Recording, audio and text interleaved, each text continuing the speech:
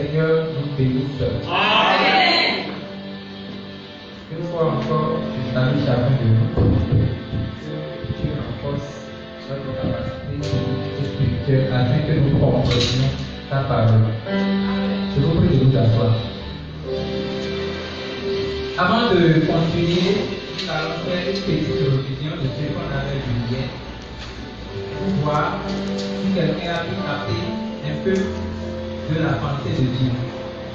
Le pasteur a débuté et il nous a déjà rappelé que le début de la maturité, c'est de connaître d'abord son identité. Amen. Amen. La première question de ce soir que je vais nous poser, est-ce qu'on peut comprendre le mystère? Est-ce qu'on peut comprendre le mystère? Qui va nous répondre? Oui.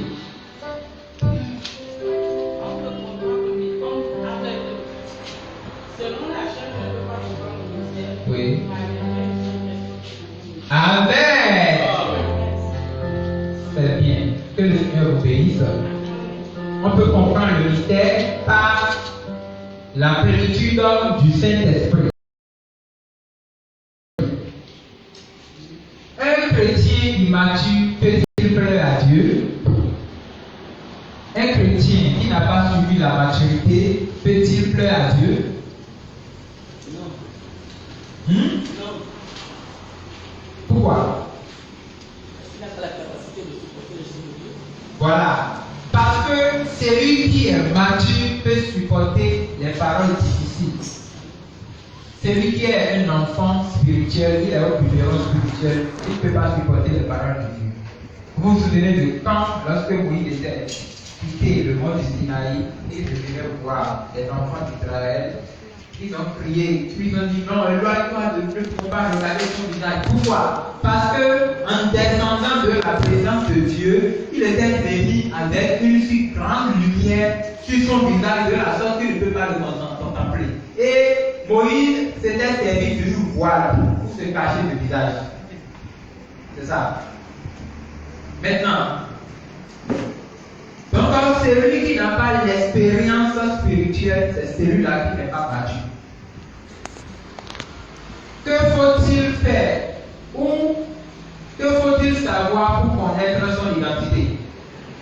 Ça, je sais que vous n'allez pas vous rappeler de ça. Il faut savoir trois choses. D'où nous venons, d'où nous sommes et où nous allons. Nous venons d'Éden. Nous sommes actuellement dans le monde. Et là où nous allons, c'est à chacun de décider. Amen. Amen. Une autre question. Quels sont les trois ennemis de l'homme dont nous avons parlé hier? Et levez-vous voir avant de parler. Oui. Pardon? Le moi, oui. Le monde et le diable. Amen. Amen. Donc le diable est en quelle position? Troisième position. Mais nous laissons le moi, nous laissons le monde et nous nous mettons à combattre contre le diable. C'est l'erreur de la religion. Et c'est de l'ignorance. L'homme est-il vraiment esclave de la chair? Oui ou non? Oui. Qu'est-ce qui le prouve?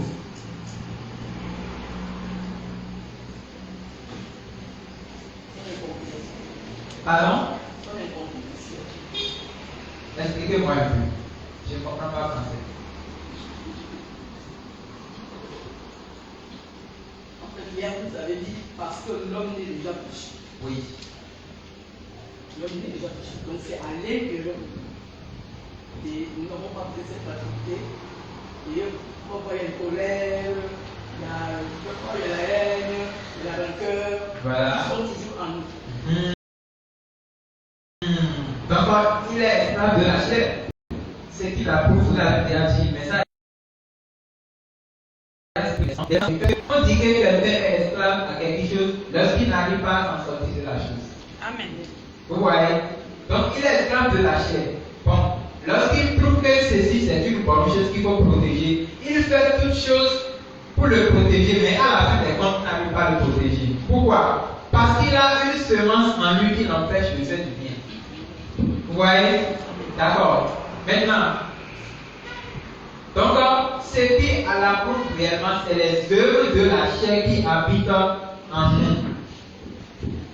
Alléluia. Pour tuer les œuvres de la chair, que faut-il faire? Pour tuer les œuvres,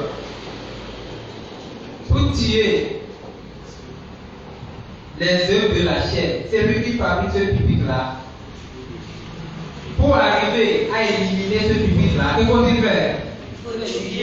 Il faut éliminer le fabricateur, c'est lui qui fabrique le menuisier.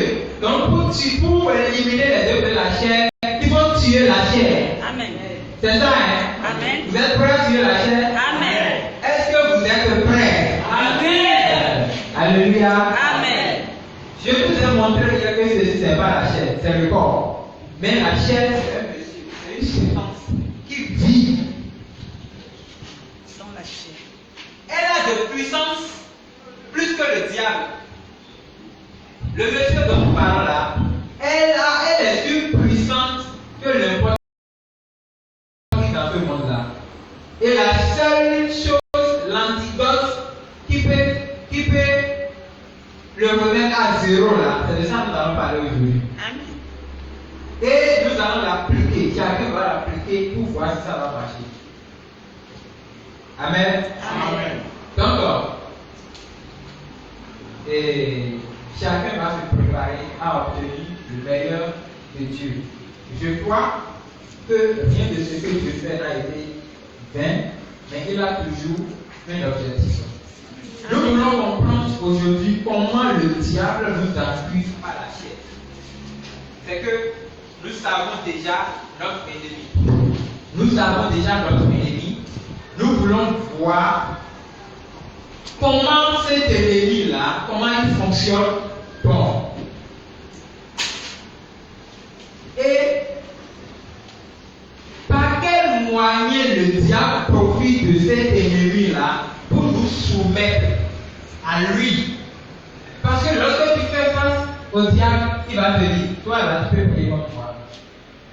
Toi qui, la fois dernière, tu as menti au service. Tu te rappelles, le mercredi 22 novembre, en tête, au bureau avec ton patron, tu as menti. Tu viens lutter contre moi.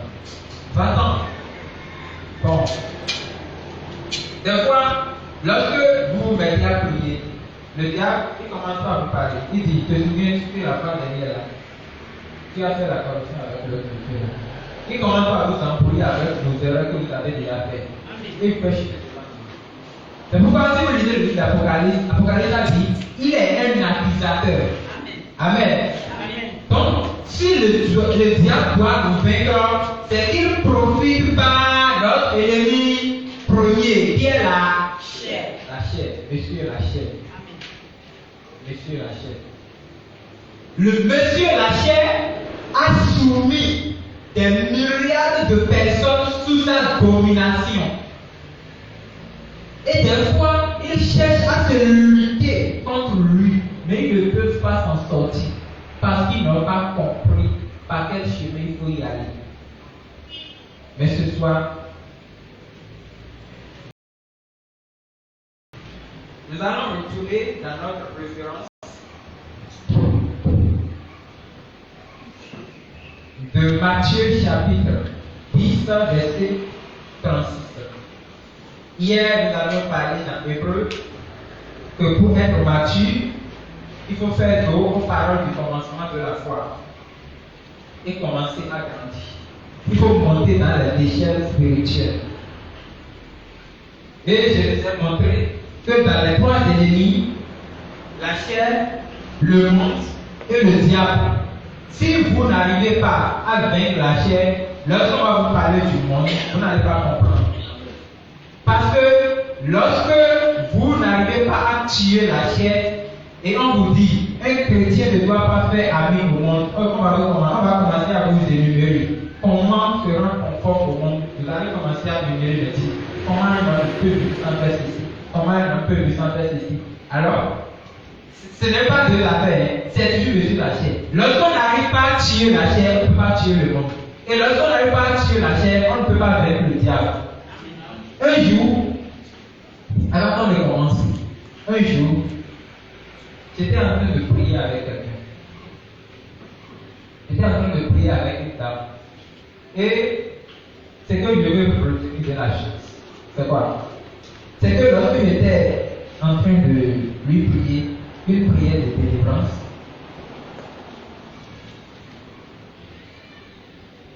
le démon qui se trouve dans la dame a commencé à me parler.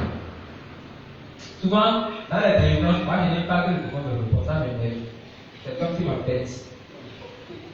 Donc, lorsqu'elle a commencé à parler, toi tu me connais, c'est celui qui t'est pas là. C'est toi là. C'est-tu? Et je lui ai demandé, toi, dis-moi, quel est ton nom? Il a répondu. Pourquoi tu ne m'as pas laissé la dame? Il dit, je vais le laisser, je vais la laisser. Mais il y a une chose. Elle est trop colérique. Chaque fois si elle trouve un peu de choses là, elle n'est animée par la colère de la sorte qu'elle cherche à tuer même sa propre fille. J'ai dit, c'est le problème. C'est que lorsque la colère c'est quoi? La colère c'est quoi? C'est les œuvres de la chair. Donc, la personne n'arrive pas à se contrôler lorsqu'elle trouve des choses un peu fâcheuses. Mais c'est la preuve qu'il a qu'elle encore et esclave de la chair. C'est tout. Donc, même si moi j'arrive à réussir à la délivrance, mais elle, ça va encore revenir. Mais encore plus pire que ce qui était là. C'est pour cela que moi, je n'aime pas la délivrance.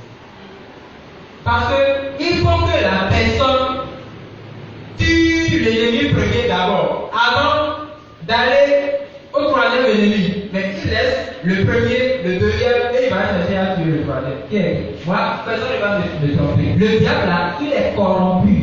Si vous le chassez, il va partir. Parce qu'il ne trouve pas aimer Jésus, il va partir. Mais il sait qu'il va revenir par une autre manière. Parce que sa connexion, c'est que son élément de connexion encore là, c'est la chair. Bon. Mais c'est la chair dirige nombreuses personnes aujourd'hui. Bon, retournons dans le livre de Matthieu chapitre 10, le verset 36. L'évangile de Jésus-Christ sur Matthieu, il dit: et l'homme aura pour ennemi les gens de sa maison. Ce n'est pas la famille. Les gens de sa maison. Ses membres. Sa chair. La principale raison qui pousse les gens à mal prier même aujourd'hui, c'est la chair. Pourquoi? Je vais montrer quelque chose. Lorsque les gens se mettent à prier aujourd'hui contre les ennemis, Seigneur, tue mes ennemis. Ça va tuer son ennemi. Puis vous savez, il savait qu'il avait des ennemis qui l'empêchent de trouver de travail, qui l'empêchent de faire de mariage, qui l'empêchent de réussir à son commerce. Oui, effectivement, c'est très là de l'ennemi. Mais attention, lorsqu'il dit à Dieu de tuer son ennemi là, c'est tellement il est en train de prier contre quelqu'un. Un homme comme lui. Oui, oui. C'est ça, non? Voilà. Un enfant de Dieu qui prie contre son prochain pour que Dieu le tue. Dites-moi. Vous aussi, jugez-en. Celui-là qui veut tuer son prochain là. Le fait de tuer là, c'est l'œuvre de qui? De la chair. Mais c'est de la chair. Amen. C'est ça, non? Amen. Parce que lorsqu'il veut tuer la personne là, c'est qui est-ce que la personne était une mauvaise personne. C'est ça, non? Amen. Voilà. La personne est une mauvaise personne et lui veut prier pour le tuer. Et Jésus-Christ, Dieu, il a pris une chair pour venir sur la terre afin que les mauvaises soient devenues de bonnes. Oui, oui. Amen. Donc, Dieu même fait la chair pour se sacrifier afin de nous sauver. Donc, et moi j'ai obtenu le salut. Vous avez obtenu le salut. Mais nous empêchons encore d'autres personnes qui sont dans le monde d'obtenir ce salut-là. Parce que nous voulons réussir à nos projets et ils sont comme nos obstacles. Et nous prions Dieu de les tuer. C'est la chair. Après, ça nous dit que Jésus a dit de prier pour nos ennemis. Il a de pleurer pour donner, mais aujourd'hui, on ne peut pas pleurer. On les maudit pour qu'il meure. Ok, si la personne meurt là, il a tué. Mais c'est celui qui a prié, non? Amen. Est-ce que celui qui tue va aller au ciel? Non. C'est ça. Lorsqu'on n'est pas délivré des œuvres de la chair, c'est le résultat. Amen. Amen. Que je m'arrête, mais que je continue. Continue.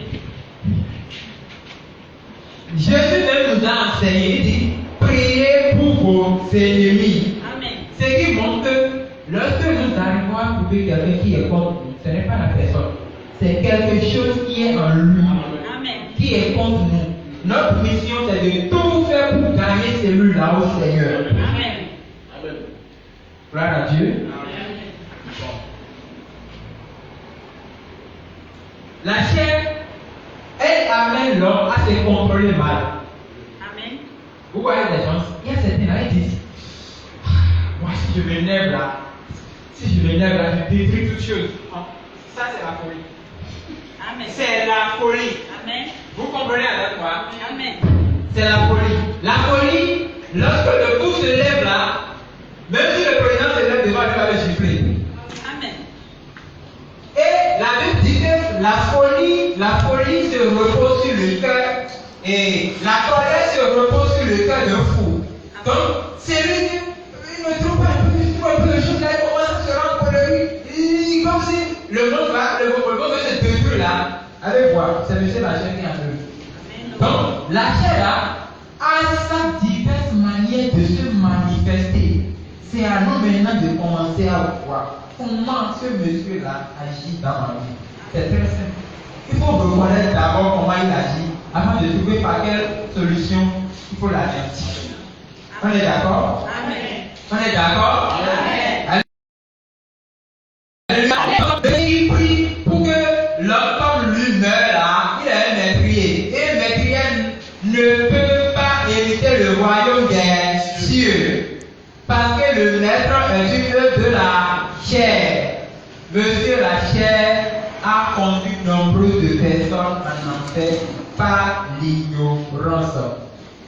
Donc, le diable voulait à tout prix détruire la destinée de l'homme. C'est ça, pas la chair. Il veut à tout prix détruire la destinée de l'homme par la chair. Mais nous rendons grâce au Seigneur. Hier, nous avons lu le livre de Corinthiens, 1 Corinthiens chapitre 15.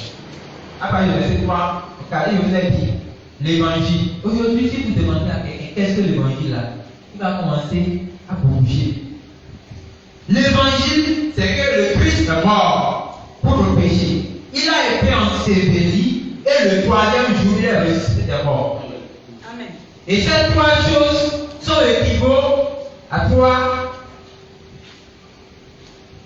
démarches dans la vie chrétienne. Il faut mourir d'abord avec Christ. Il faut être enseveli et être ressuscité avec lui. Celui qui ne va pas traverser ces trois étapes ne peut pas arriver avec la chair. Amen. Si vous lisez l'épître de Corinthiens, le chapitre 15 en bas, vous allez voir, l'apôtre Paul a dit que Christ, après sa résurrection, il s'est manifesté aux 12, les disciples. Il s'est manifesté à Stéphane, il s'est manifesté à telle personne, il a cité les personnes. Mais finalement, il a dit quelque chose. Qui comprend ce qu'il a dit? Il a dit que moi, Paul, je suis la dernière personne à qui le Seigneur s'est révélé. Retournez à lire la parole, vous allez voir. Parce que Christ était mort même avant la conversion de Paul. Tout le monde le sait, non? Amen. Même Paul a rencontré le Seigneur. Ça fait partie des antidotes contre la chair. Amen. Maintenant, les gens affirment souvent aujourd'hui que l'homme ne peut pas avoir la victoire sur la chair. Parce qu'ils n'ont jamais fait l'expérience. Moi, je peux témoigner que l'homme peut avoir la victoire sur la chair. Mais je crois qu'à partir de ce soir, vous aussi allez témoigner. Amen. Amen. Amen. L'homme peut avoir la victoire sur la chair. Ça, c'est clair. C'est pour cela, non plus Dieu dit que l'homme ne peut pas être juste. Un homme peut être juste. Amen. Premier épître de Pierre, chapitre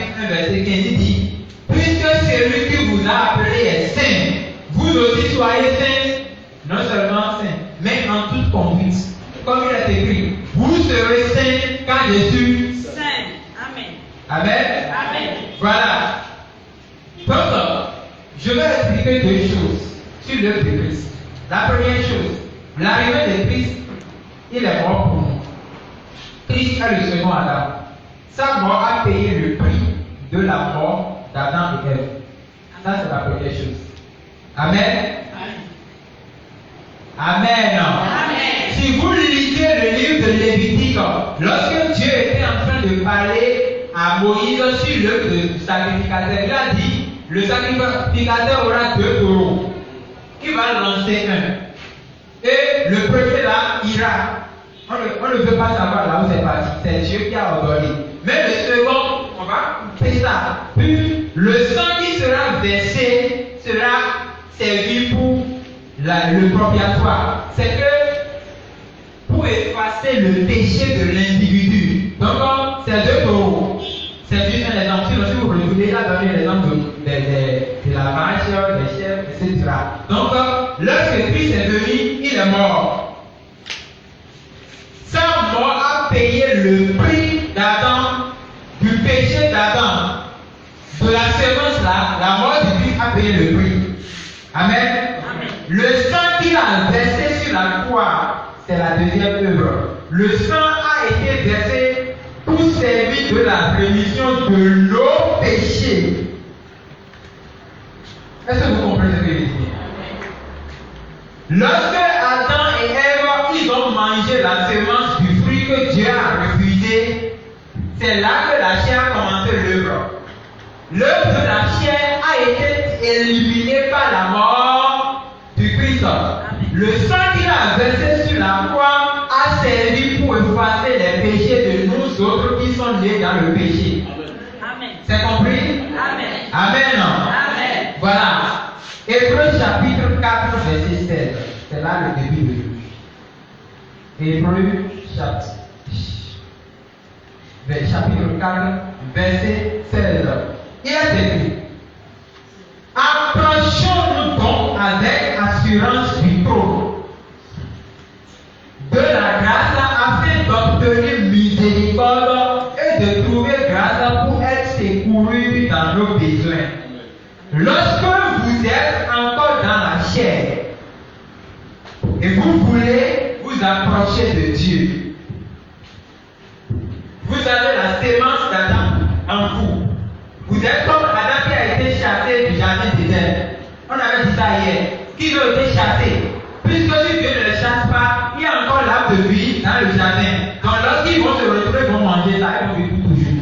Et le châtiment va être anéanti. Donc, lorsque vous êtes revêtus d'Adam et vous ne voulez vous approcher du trône de Dieu, Dieu ne va pas vous regarder, il va vous tourner le dos. Amen. Pourquoi? Parce que vous avez en vous son ennemi. C'est compris? Amen. Maintenant, lorsque Christ est mort, il a payé le prix de ça là.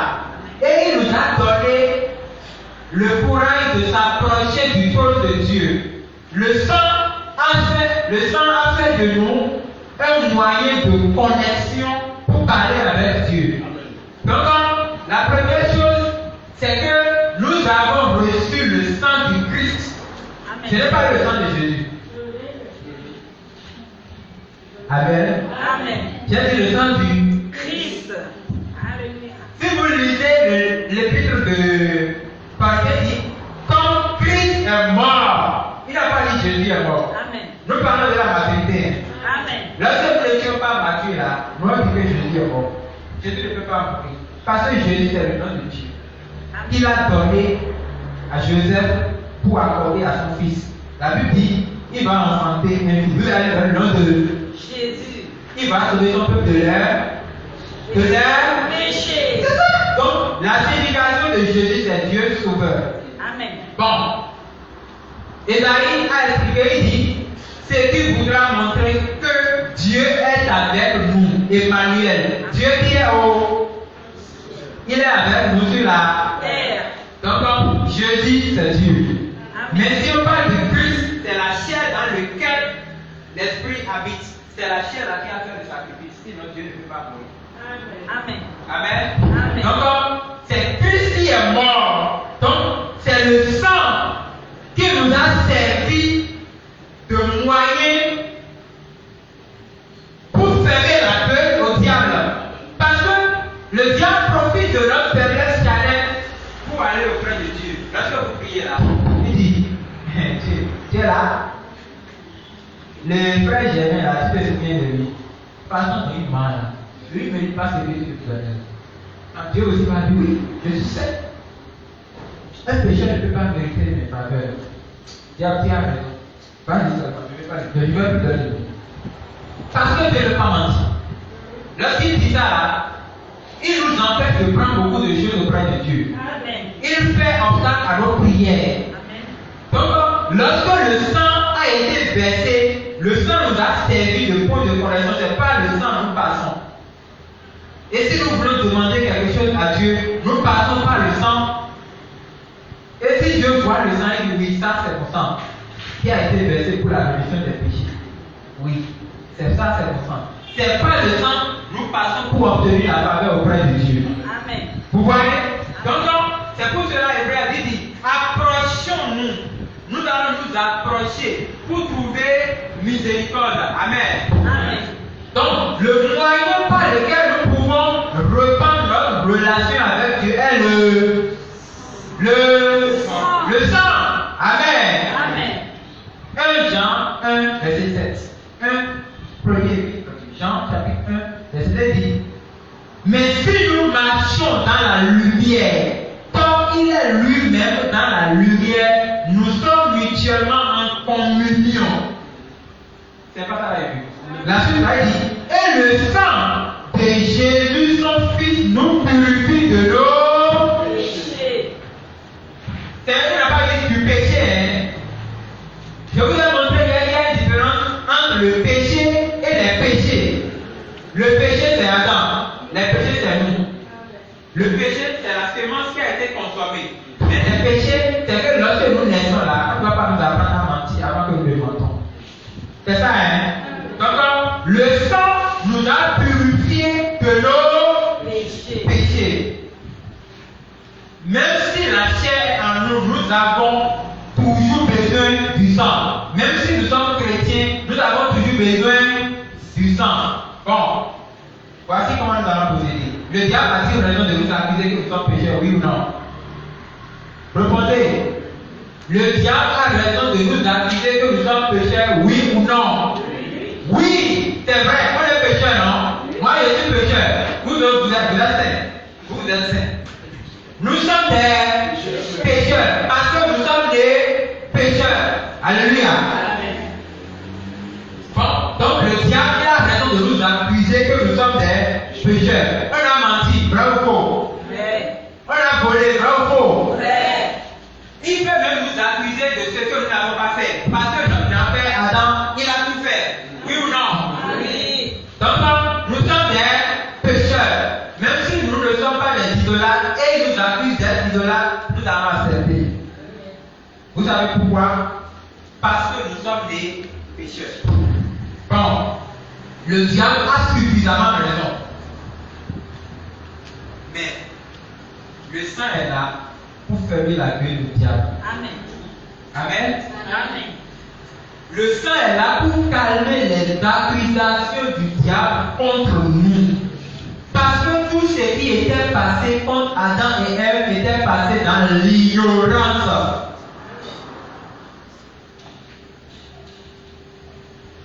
L'erreur, c'est que vous êtes animé par la chair.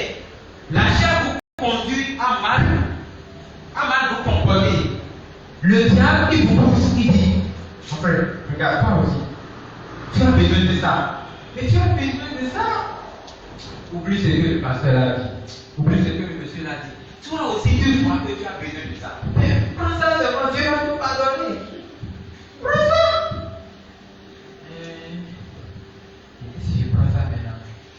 Mais il faut prendre ça. Si tu prends ça maintenant, qu'est-ce qui va se passer? Dieu va te pardonner.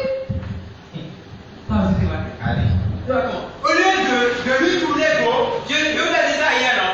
Ne devez pas faire le dialogue avec lui. Lorsqu'on commence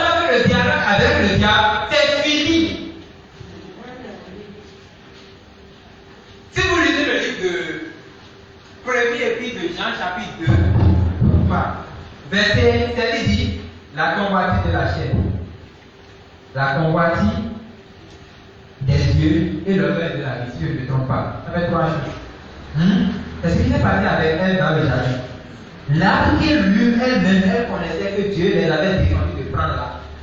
Après, elle a commencé à regarder l'arbre, convoitise des yeux. Elle a contemplé l'arbre, puis elle a trouvé que l'arbre est bon pour l'intelligence, l'orgueil de la vie. Elle a pris ça et elle a mangé, convoitise de la chair. Et la convoitise,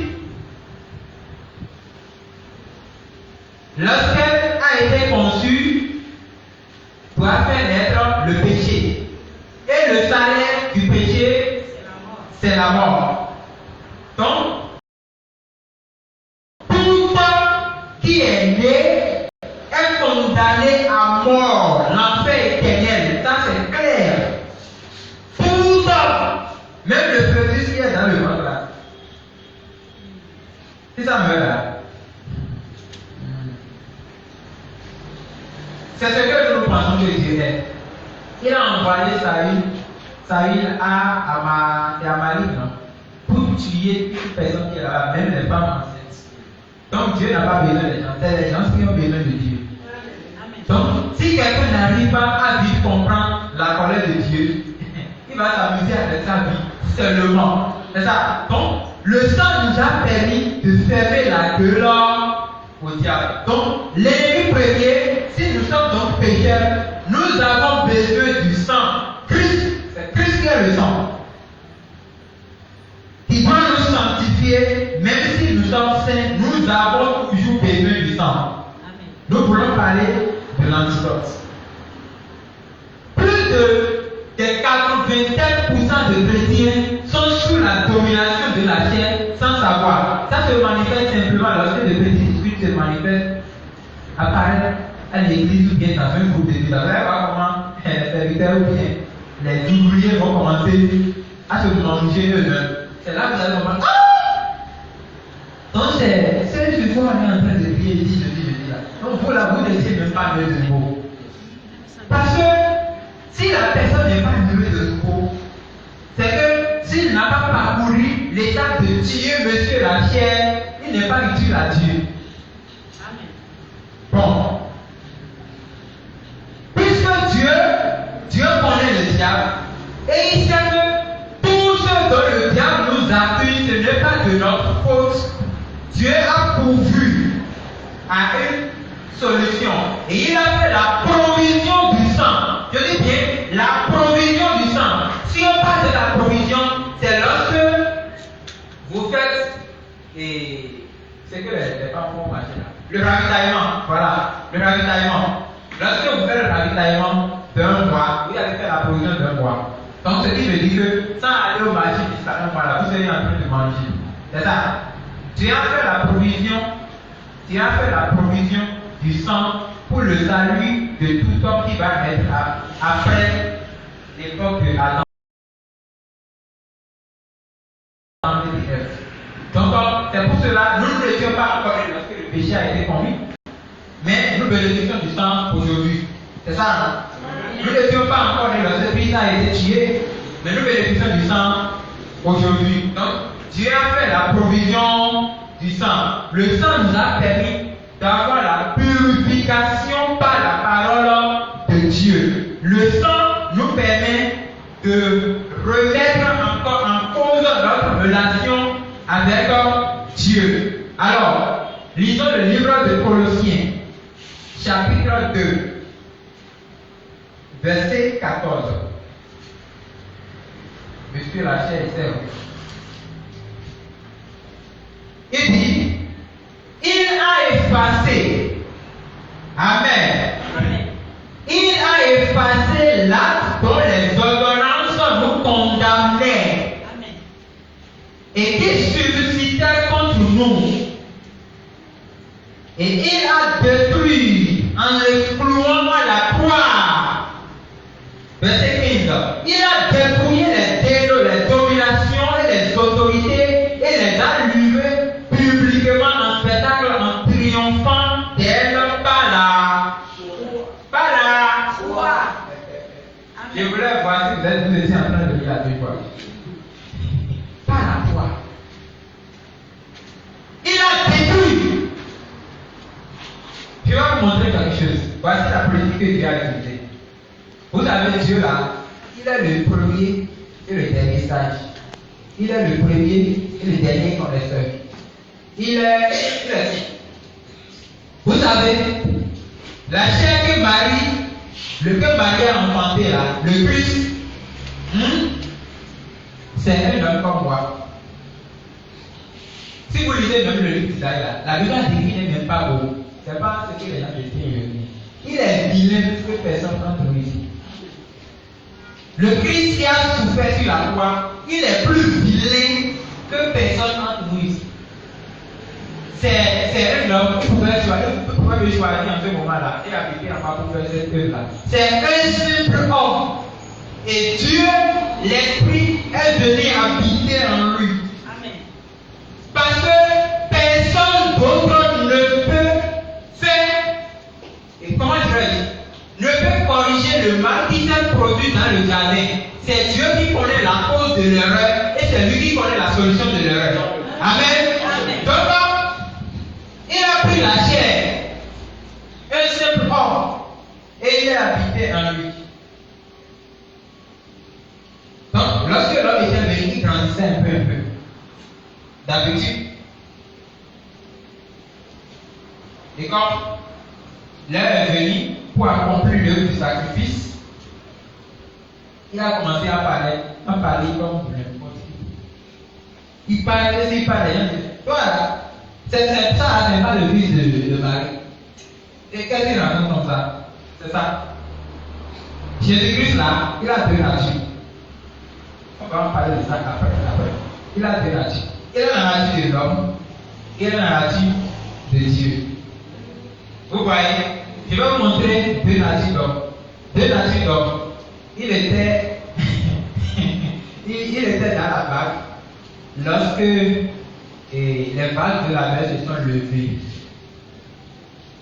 Il dormait. C'est ça, non? Amen. Est-ce que Dieu dort? Non. Est-ce que Dieu dort? Non. Dieu ne dort jamais. Amen. Il dormait, non? Oui. C'était la nature de l'homme. Amen. Vous comprenez bien. Mais lorsqu'il s'est levé, il a regardé la tempête. Il dit silence. Ça, c'est la nature de Dieu. Voilà. Amen. Bon, je vais vous montrer encore une autre nature d'homme. Un jour, il était en train de prêcher. Et les gens lui ont dit, toi, parle-nous. Par quelle autorité tu es en train de prêcher? Il est là, il dit, vous-même, dites-moi. Jean-Baptiste là, il prêche qui? Il prêche quoi? Il est qui? Il est en train de leur répondre comme un homme. Voilà. La nature de Dieu, il guérit les malades. Il ressuscite les morts. C'est ça. Donc, c'est Dieu dans la chair. Amen. Pourquoi?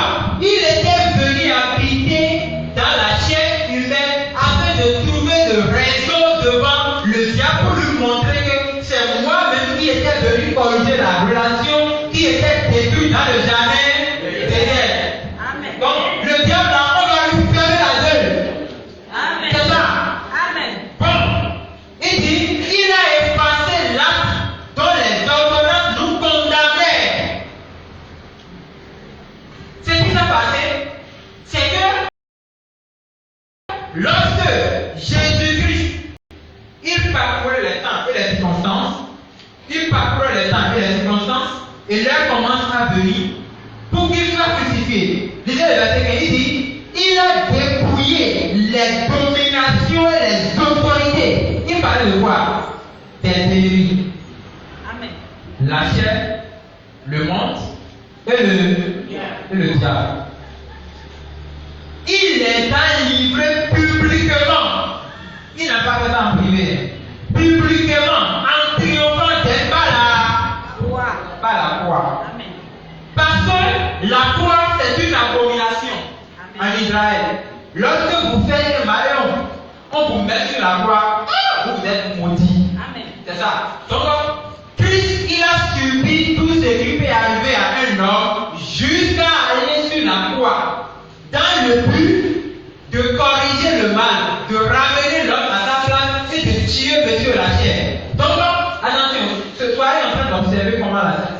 On va voir ça. Bon. En allant sur la croix, il a cloué le pouvoir de la chair. Ce qui a amené l'homme à avoir la volonté. Il a la volonté d'obéir. Sérieux, parents sérieux. Ou bien non? L'homme a la volonté d'obéir, non? Amen. Il cherche même à être comme les gens de l'Ancien Testament. Des fois, on dit, moi j'ai envie d'être comme Moïse. Moi j'ai envie d'être comme Élie. Moi j'ai envie d'être comme Josué. Mais qu'est-ce qui empêche l'homme de trouver cette communication avec Dieu, de monter dans l'alliance avec Dieu jusqu'à être mauvais bon exemple? Mais c'est la chair. C'est la chair. Et la chair, c'est la chair. Lorsqu'elle n'est pas enlevée de votre vie, lorsqu'elle n'est pas tuée en vous, vous ne pouvez jamais arriver à avoir une communication personnelle avec Dieu.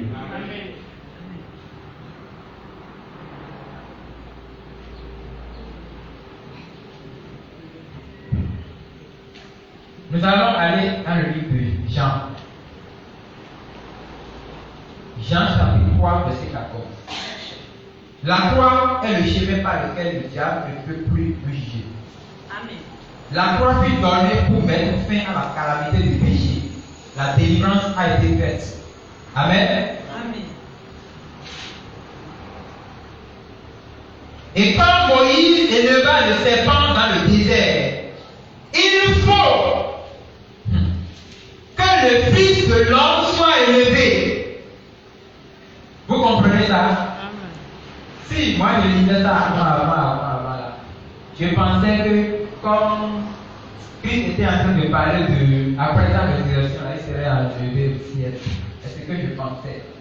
Mais finalement, je me suis dit quelque chose. Il y a quelqu'un qui dit, il dit, et comme Moïse a élevé quoi dans le désert?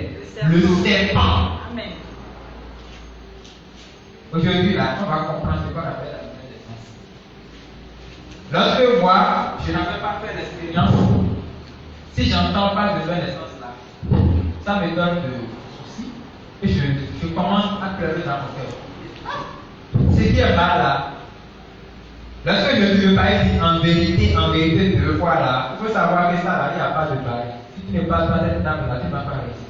Il dit, en vérité, je vous le dis, si l'homme naît de nouveau, verset 3, en vérité, je te le dis, si l'homme naît de nouveau, il ne peut voir le royaume de Dieu. Amen. Il y a une différence entre le royaume de Dieu et le royaume des cieux.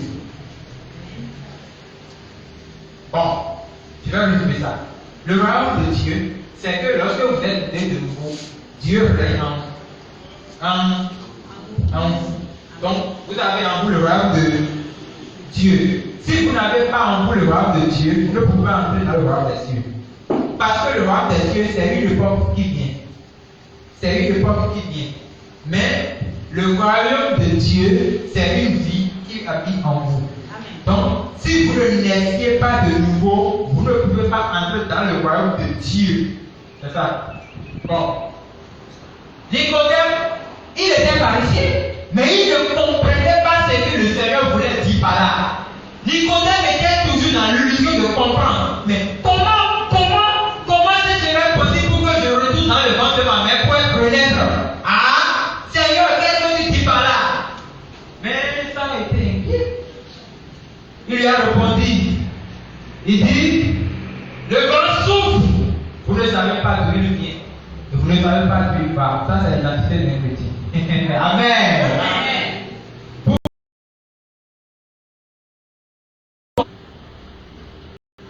Si je lisais cette parole-là, ça me donne du chagrin dans le cœur. Je commence à me dire, Seigneur, comment? Est-ce que moi aussi, je serai de nouveau? Mais Nicodème, en son temps, il n'avait pas compris. Mais lorsque le Seigneur continue à lire le verset 14, il dit, et quand Moïse éleva le serpent dans le désert, il faut de même que le Fils de l'homme soit élevé. Verset 15. Nous allons lire le verset 15 ensemble. On est prêts? On est prêts? On va lire le verset 15 ensemble. 1, 2, 3. Afin que quiconque croit en lui éternel. Quiconque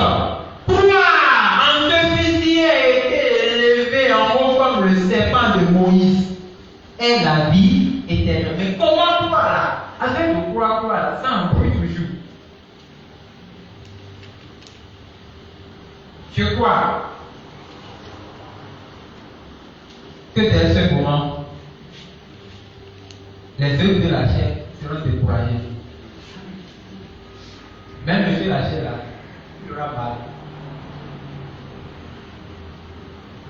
Je veux que nous comprenions en quel point Dieu a découragé la chair sur la croix.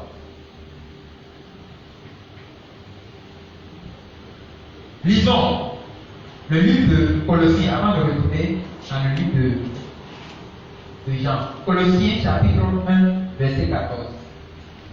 On va retrouver quelque chose là. En qui nous avons la rédemption, la rémission des péchés. La rédemption, c'est-à-dire la mort de Christ, la rémission des péchés, le sang qui a été coulé pour supprimer nos actes. Aujourd'hui, nombreux sont sauvés, mais ils ne savent pas qu'ils sont sauvés. J'avais entamé ça hier, mais je n'ai pas terminé. J'ai dit qu'il y a une différence entre être sauvé et être né de nouveau. Nous tous qui sommes ici sommes déjà sauvés. Nous pouvons ne pas être nés de nouveau. Être sauvé, c'est reconnaître qu'on est pécheur et de croire dans l'aide de la paix. C'est tout. Si tu crois, tu seras sauvé. C'est tout. C'est tout ce qu'on appelle. Il y a les autres là, c'est enseignement vrai, comme on appelle ce nom. Mais être né de nouveau là, c'est ça le moyen authentique pour entrer dans le royaume des cieux. C'est pourquoi les gens disent qu'on ne peut pas faire le salut. Il y a des enseignements qui disent qu'on ne peut pas faire le salut. On ne peut pas faire le salut, on tombe dans la voie. Si on tombe là, c'est comme tremblement de terre. Bon, en lui, nous avons la rédemption, la rémission des péchés. Verset 13. Il nous a délivrés de la puissance des ténèbres et nous a transportés. Nous sommes déjà sur le portail de l'Antidote. Il nous a transportés dans le royaume de son Fils, du Fils de son amour. Nous étions nés dans l'enfer. C'est ça, non? On est des pécheurs, non? Amen. Amen, non? Nous sommes des pécheurs. Donc nous sommes nés dans l'enfer. C'est ça, non? Amen. Mais le Christ, il a envoyé sa croix. Et nous allons passer par la croix, pour quitter l'enfer et aller dans le royaume des cieux.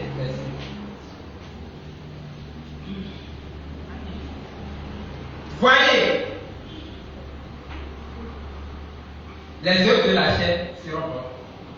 Mais il faut comprendre quelque chose. Nous étions nés dans les ténèbres, nés dans la nature charnelle, nés dans la nature adamique. Nous sommes les pécheurs. Nous étions les captifs, esclaves du vieil homme. Amen. Je vous ai montré hier, non? Que l'apôtre Paul aussi, il a pleuré, il a crié. Il dit misérable que je suis malheureux. Qui peut me sauver de cet esclavage-là? Qui est-ce qui peut me sauver? Bon. Donc, il faut comprendre d'abord qu'on est captif. C'est ça. Comprendre, monsieur Rachel. Maintenant, cherchez comment avoir la victoire sur lui. Comprendre que la mort totale de la chair pour que les œuvres de ce vieil homme puissent être éliminées en vous. C'est ça le mystère de la croix. Bon, revenons dans le livre de Jean, chapitre 14. C'est le point central de la nouvelle naissance. Et quand Moïse éleva le serpent dans le désert, il faut que le Fils de l'homme soit élevé. Il faut que le Fils de l'homme, c'est ce que nous voulons retenir là. Il faut que le Fils de l'homme soit élevé. Nous allons comprendre quelque chose. Le Fils de l'homme se compare au serpent de Moïse. Et dans Galates chapitre 3, verset 13, il dit Christ nous a rachetés de la malédiction de la loi. Étant devenu pécheur, pour nous, car il est écrit, maudit est quiconque pendu au bois. Je vous ai dit non? Que lorsqu'on crucifie quelqu'un sur la croix, c'est que la personne là, il est comment? Il est maudit. Il est maudit. Donc, Christ aussi, on lui a crucifié sur la croix. Donc, on l'a traité de quelqu'un qui est maudit. C'est Christ, hein? Bon. Pour ne pas tarder là, vous allez constater la manière dont on faisait souffrir les enfants rebelles en Israël. Ça, c'est dans Deutéronome. Mais je ne vais pas aller trop, mais je vais donner la suivante. Deutéronome 21, verset 18 au 23. Au verset 23. Lorsqu'un enfant en Israël désobéit, écoutez ça la Bible. Amen. Lorsqu'un enfant en Israël désobéit à ses parents, et les parents cherchaient des moyens pour le ramener à leur... Et ils n'arrivaient pas à comprendre qu'ils vont l'amener auprès des anciens. C'est des anciens. Les anciens vont le frapper. Et normalement, si on le frappait là, on devrait le punir, le tuer. Mais si on le faisait, c'est comme si on l'avertissait. Donc, si on le frappait l'enfant, oh, chers parents, tu ne peux plus faire ça. Il va commencer par les supplier. Et les parents commencent. Comme tu as commencé à dire ça là, viens, on va t'emporter à la maison. Lorsqu'il va passer à la maison là, vous pensez qu'il va se repentir? Hein? Pourquoi? Mais c'est la chair. C'est ça, c'est la chair. Il ne va pas se repentir. Il va encore recommencer la chose. Plus dur qu'avant. Là, les parents vont dire quoi? Tu es têtu. Parce que lorsque les parents ne vont pas l'envoyer les anciens là, ils vont attraper les parents, ils seront pendus au bois. En Israël, c'est ça. Dieu ne fait pas exception de personne. Amen. Donc, lorsque l'enfant va recommencer la même erreur, on va l'amener chez les anciens là, ils vont dire quoi? Tu viens car en Israël. Tu ne vas pas arriver pour capter nos enfants. Avec le châtiment de la loi de Moïse. Il va prendre combien de coups? Vous ne lisez pas la Bible. 40 coups. 40 coups. C'est deux personnes qui frappent. Si quelqu'un reste ici, il donne. L'autre va rester là-bas. Il va donner. Le bois sur lequel on doit le prendre. Comme ça, il ira au Golgotha. Golgotha ou bien le calvaire. Ça reste souvent derrière les villes. Derrière les villes. Je connais une ville où ils ont le calvaire. Et c'est derrière la ville. Donc, c'est là qu'on va préparer un bois et pendre l'enfant sur ça. Et si quelqu'un va regarder ce maudit là, comme si eux aussi qui disent ça là, ils ne sont pas maudits. Vous voyez? Alors que c'est ce qui animait l'enfant, qui animait eux aussi. Mais c'est pour l'enfant qui est sorti. C'est comme ça aujourd'hui. Si quelqu'un pêche pour lui est sorti là, on dit ouh, il péchait là. Regardez, il a payé. Et toi, c'est la chair qui t'anime. Si ce n'est pas la chair qui t'anime là, tu allais t'approcher de lui. Amen. C'est ça. Jésus ne nous a pas enseigné la haine, il nous a enseigné l'amour. Alléluia. Bon. Et lorsqu'on parle l'enfant au bois, ce désobéissant là, il est fini. Les parents, ils enlèvent leur cœur de cette chose-là. Le Christ, il s'est comparé à cet enfant-là qui a été pendu au bois. Quel genre de péché il a commis jusqu'à cette étape? Vous aussi, il faut voir.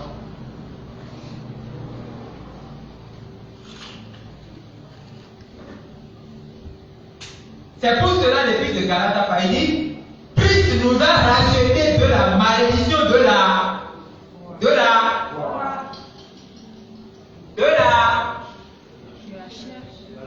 je vous ai dit.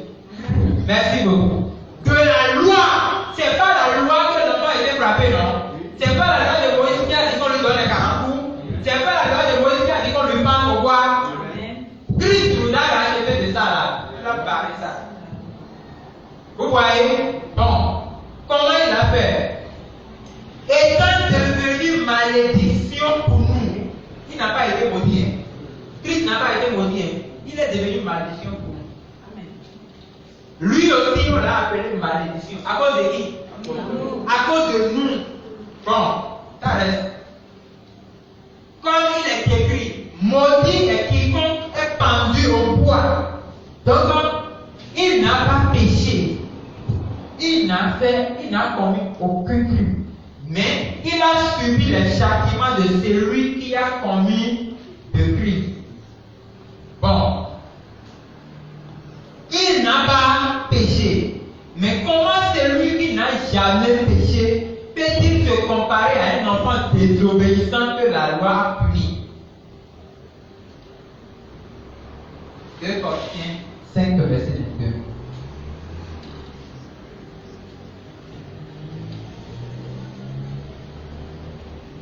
Celui qui n'a point connu le péché, il l'a fait devenir péché pour nous, afin que nous devenions en lui justice de Dieu. Christ n'a pas péché, mais Dieu, il a fait de lui péché, il l'a transformé en péché. Si vous ne comprenez pas ça là, si vous ne comprenez pas ça va manquer quelque chose. Donc il faut comprendre. Oui, c'est déjà comprendre. Le Christ, voici le Christ. Il n'a pas péché. Amen. Amen. Il n'a pas péché. Mais Dieu, Christ est une chair. Dieu, il est venu habiter dans la chair. Parce que toute personne qui est née d'un corps est née avec la nature Adam. Elle est née avec Monsieur la chair. C'est bon? Donc Dieu, il est venu habiter dans la chair là. Puis il est resté là pour accomplir l'œuvre de la rédemption. Et après cela, comme le moment est venu, Dieu, l'Esprit, l'a quitté le corps. Et le corps a été crucifié. C'est par là qu'il a fermé la gueule du diable. Amen. Vous comprenez un peu? Amen. Vous ne comprenez pas encore. Amen. Vous allez comprendre encore maintenant. Amen. Amen. Ça reste une autre étape.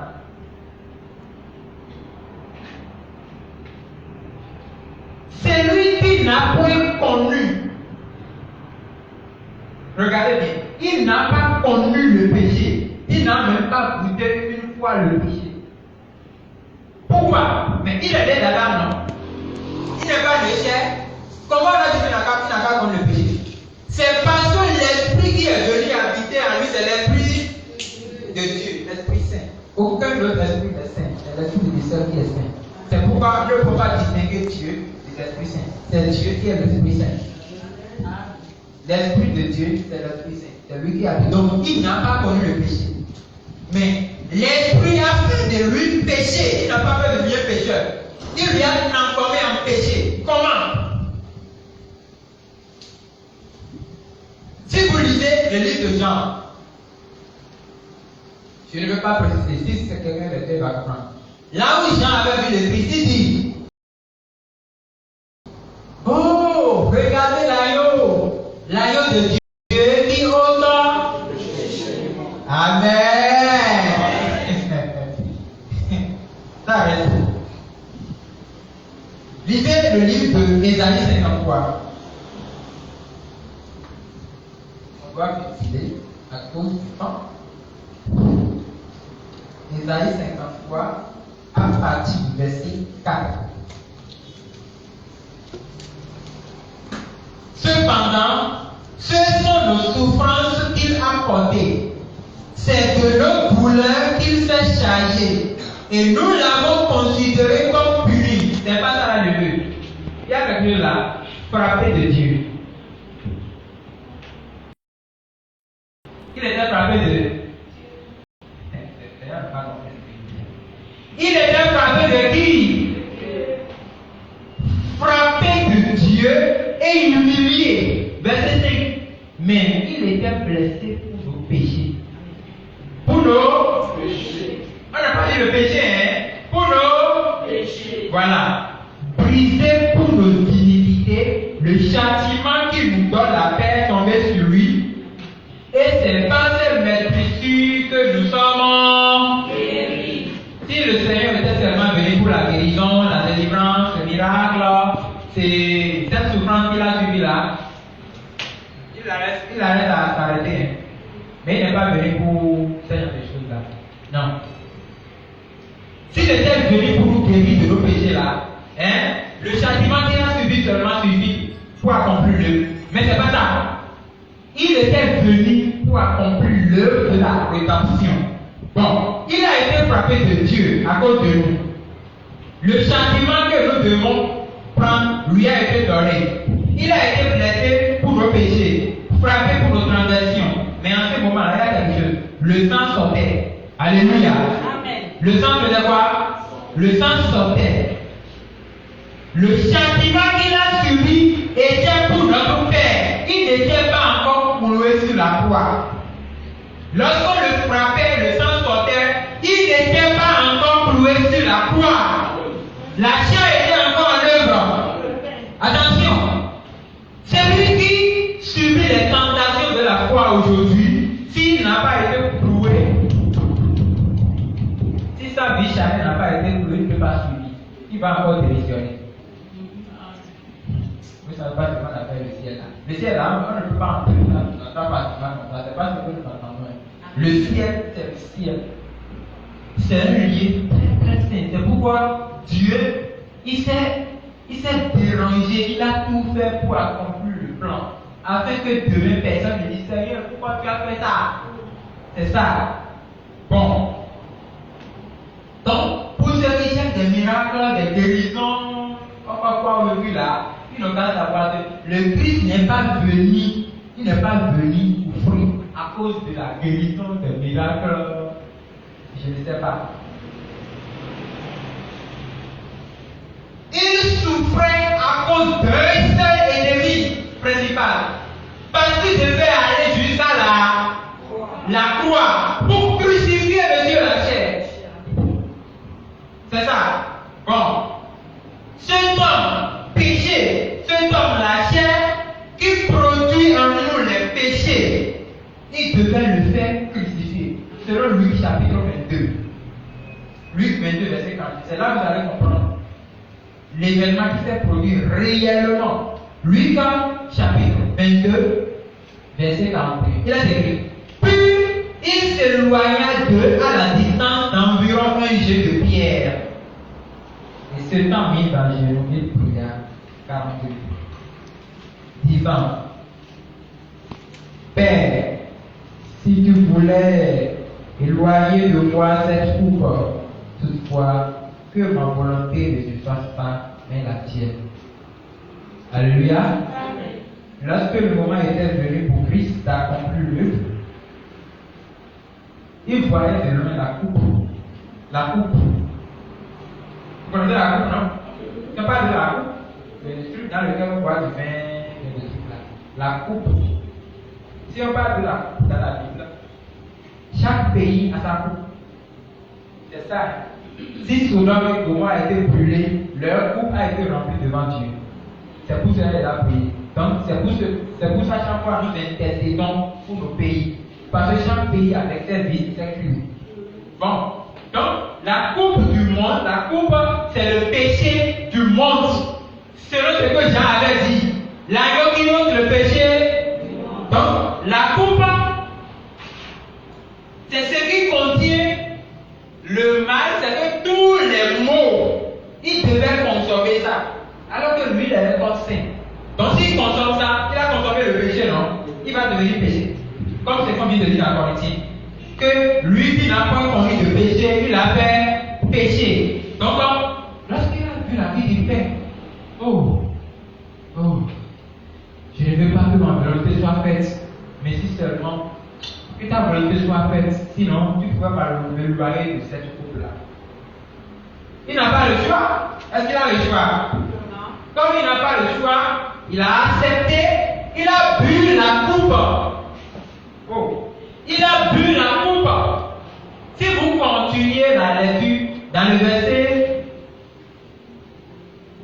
43, on a dit, alors un ange lui apparut du ciel pour lui fortifier. Parce que c'est un ministère. Voilà. Après cela, 44, étant en agonie, il priait plus instamment et sa sueur devenait comme des grumeaux de sang qui tombaient à terre. Parce qu'il voyait de ce qui peut se passer. Hein? Si vous lisez ça pour continuer, vous allez voir. Après avoir accepté la coupe, comme il est devenu pécheur, Judas est venu. Le monsieur, il est venu avec les amis derrière. Lorsqu'il n'avait pas bu la coupe, il a dit il n'y a pas celui-là en Israël qui va mettre la main sur lui. Vous comprenez bien? Lorsqu'il n'avait pas bu la coupe là, il n'y a pas celui-là en Israël qui va mettre la main sur le Christ. Vous le connaissez bien, non? Vous connaissez, non? De toute façon, il opérait des miracles là. J'imaginais ce qu'il va faire de celui-là. Mais puisqu'il a bu la coupe, il est devenu péché. Donc, tout ce qu'on peut faire à un voleur, à un menteur, à un meurtrier, on peut lui faire. C'est ça. Donc, il est devenu péché. Instantanément, Judas est entré. Que cherchez-vous? Nous voulons voir le Christ. Je le suis. Faites ce que vous voulez. C'est fini, c'est de là le programme a commencé. Il a été frappé. Qu'est-ce qu'il reste? On ne lui a pas fait. Il a subi tous les châtiments que nous pouvons subir pour que nous puissions être sauvés de ce monsieur-là. Ce monsieur-là, la cherche. Verset 47. Comme il parlait encore, voici une foule arriva. Et celui qui s'appelait Judas, l'un des 12 marchait devant la foule. Il s'approchait de Jésus pour le baiser. Voilà. Il n'a pas volé, mais on l'a traité comme un voleur. Il n'a pas menti. Qui a menti? C'est pas nous. On a menti, non? Le Christ n'a pas menti, mais on l'a traité comme un menteur. Voilà. Parce qu'il a bu la coupe du péché. Une fois après avoir accepté la coupe, il est mort sur la croix. Puis il a déclaré la victoire. Vous savez ce qu'il a dit? Lorsqu'il a été sur la croix, il a fait beaucoup de lui. Il a dit que c'est accompli. Il a dit que c'est accompli. Qu'est-ce qu'il a accompli? Qui va me dire ce qui est accompli? Qui va me dire ce qui est accompli? C'est comme ça que vous suivez? L'esclavage de la chair qui avait commencé dans le jardin d'Éden, c'est ça qui est accompli. Parce qu'il était. Ce soir, il faut comprendre quelque chose. Si vous n'avez pas vu l'homme de la croix, c'est que vous n'êtes pas né de nouveau. Amen. Il faut voir l'homme de la croix d'abord. Il faut pouvoir crucifier d'abord. Il faut voir que ce monsieur a été crucifié avec ses yeux sur la croix. Sinon, vous allez toujours continuer d'opérer en vous les œuvres de la chair. Ça, c'est une étape très intéressante. Je dis bien, très très intéressante. Il a été crucifié. Parce que lorsqu'il buvait la coupe, il avait bu la coupe de tout le monde. Il a bu pour vous. Il a bu pour moi. Il a bu pour vous. Il a bu pour chacun de nous. Il a bu la coupe. Maintenant, dans la coupe là, c'est la chair. Comme il a pris ça, il a pris la chair. Et il a mené sur la croix. Puis on l'a crucifié. Et la chair. Est-ce que celui qui est mort peut pécher? Est-ce que celui qui est mort peut pécher? Non. Celui qui pêche, donc, il vient de qui?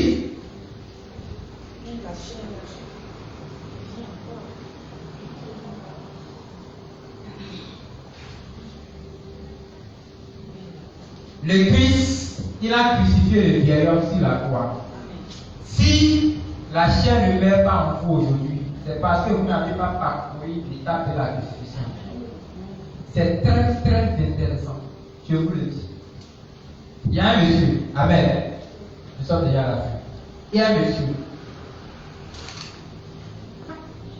Lorsqu'il s'est rendu compte qu'il vit encore par la chair, Il a dit Seigneur, mais je ne suis pas mort. Je ne suis pas mort, mais toi qui as été mort sur la croix, pourquoi moi je ne suis pas mort? Seigneur, fais-moi mourir aussi. Parce qu'il doit mourir. C'est lui qui n'est pas mort. Mais comment il va se ressusciter? Vous devez mourir. La chair doit être morte en vous, afin que ces œuvres ne vivent plus. C'est ça. C'est ça la vraie repentance. Celui qui est mort pour le péché, comme Christ est mort pour le péché. Nous devons aussi mourir. La personne, il refuse de mentir, il refuse de pécher, mais chaque fois il continue dans le même stade. Mais il n'est pas mort. Il doit mourir. C'est celui qui est mort pour le péché qui est affranchi du péché. Sinon, si nous venons quelqu'un qui est mort ici, est-ce qu'il peut pécher? Mais il est déjà mort. Hein? Mais un chrétien qui dit aujourd'hui je suis mort, mais il continue de pécher, est-ce qu'il est mort? Non. Mais il n'est pas mort. Ok, ils sont ceux qui sont morts aujourd'hui.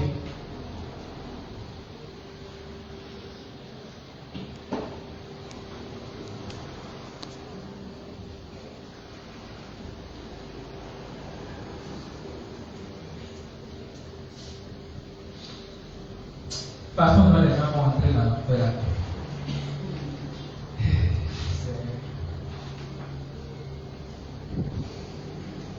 Regardez de loin l'homme crucifié sur la croix. Regardez de loin l'homme crucifié sur la croix. Il a porté le châtiment de nos péchés. Si Dieu pouvait montrer l'humeur de qui il est dans le jardin d'Éden, il va éliminer Adam et Ève. Mais il avait un objectif, il devait punir le diable. C'est pourquoi le diable voit de temps en temps que si je laisse les hommes là, ils comprennent le mystère de la croix et ils sont matures, ils vont s'échapper à ce jugement-là. Je vous le dis. Le diable, il sait quelle place il a perdu. Et il ne veut pas que nous gagnions. Mais avant que vous le gagnez, ça, il faut mourir d'abord. Est-ce que vous êtes déjà mort? Il faut mourir. Il faut trouver l'homme de la croix. Les apôtres l'ont trouvé. Paul l'a trouvé. Nous aussi, nous devons nous trouver morts. Ça, c'est le point de la prière de ce soir. C'est lui qui est mort, le pêche plus. Est-ce que vous êtes déjà mort?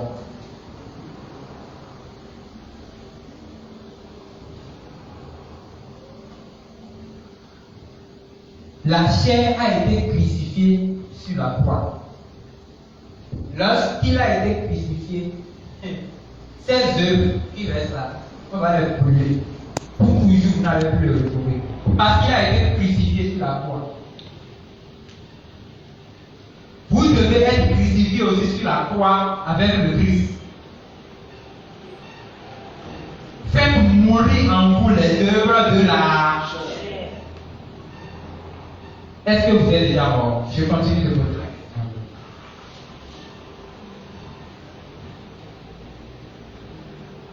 Lorsque Christ est mort sur la croix, il a été enseveli. Amen. C'est ce que l'apôtre Pierre a prêché aux gens. Repentez-vous et que chacun de vous soit baptisé au nom de Jésus-Christ pour le pardon de vos péchés. À chapitre 2, verset 38. Et vous recevez le don du Saint-Esprit. 3 étapes. La mort pour Christ, la repentance, être enseveli avec Christ, le baptême au nom de Jésus. Le baptême uniquement au nom de Jésus.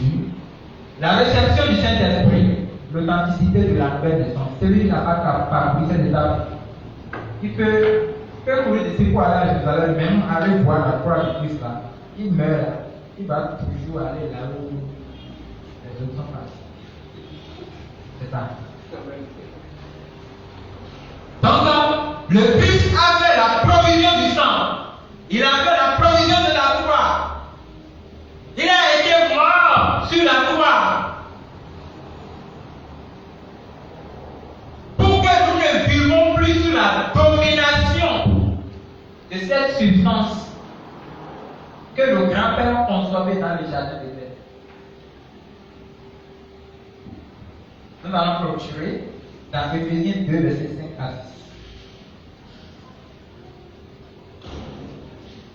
6. Épître de Paul aux Éphésiens 2, versets 5 à 6. Nous qui étions morts par nos offenses, nous a rendus à la vie avec Christ.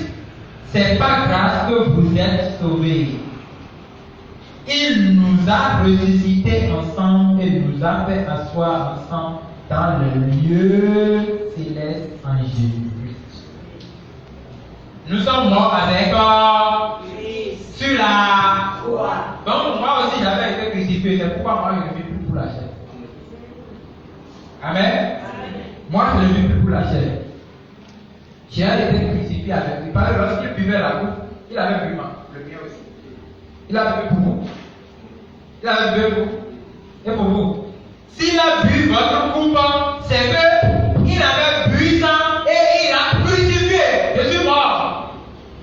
Je suis mort. C'est à vous aussi de savoir dès ce soir si vous êtes mort. Si vous n'êtes pas mort, et bien si la chair continue d'opérer ces œuvres dans votre vie, c'est que le diable va toujours trouver cet intérêt dans votre vie. Si vous n'êtes pas mort, mais vous ne tuez pas le premier ennemi. Parce que nous allons finir de parler de Monsieur la chair, l'ennemi premier, nous allons parler du monde. Lorsqu'on va vouloir parler du monde là, c'est lui qui va rejeter le monde. C'est celui-là qui a commencé à trouver de l'influence de la mort de la chair dans sa vie. Parce que si la chair n'est pas morte, on vous parle du monde, vous ne pouvez pas y échapper. Ça c'est clair. C'est pourquoi je vous ai dit hier que lorsqu'on va parcourir l'étape, et nous allons comprendre qui est ce monsieur-là, on va le dévoiler, on va le crucifier et il sera mort. S'il y a quelqu'un et la chair vit encore, si vous-même vous le voyez, ce monsieur n'est pas mort. La chair, c'est la chair qui arrive là. Bang, bang, c'est lui. Lorsque l'apôtre Pierre n'était pas mort, lorsque l'apôtre Pierre n'était pas mort, il n'était pas apôtre. Lorsqu'il n'était pas mort, et il vivait le premier Pierre, le Pierre Chanel. Vous savez comment il parlait, non? Vous savez, non? Vous le connaissez, non? Oui. De toute façon, il coupait l'oreille pour les gens là. Parce qu'il ne vivait pas la chair, c'est tout. Mais le jour, il a été crucifié avec le Christ et il est ressuscité. On l'a attrapé puis on l'a mis en prison. Est-ce qu'il a fait quelque chose? Non. Il faisait quoi? Il dormait. Pourquoi? Parce que la chair ne vit plus en lui. Si c'était aujourd'hui, qu'est-ce que ça allait? Si quelqu'un vous brise le cœur, mais c'est rien de la chair. C'est comme ça la chair se comporte. Si tu le touches là, il va se refondre. C'est à vous, chacun maintenant, de commencer à faire des amis de soi-même. Est-ce que je suis mort? C'est une question très intéressante. Je vous le dis. Est-ce que je suis mort? Commençons à prier. Je veux vous, s'il vous plaît. Seigneur, je veux me voir être mort. Je veux voir l'homme de la croix. Seigneur, je veux voir. Je veux aussi m'observer mort. Que cette œuvre commence en moi ce soir. Priez au nom de Jésus. Priez, commencez à prier. Seigneur, je veux me voir être mort. Je ne suis pas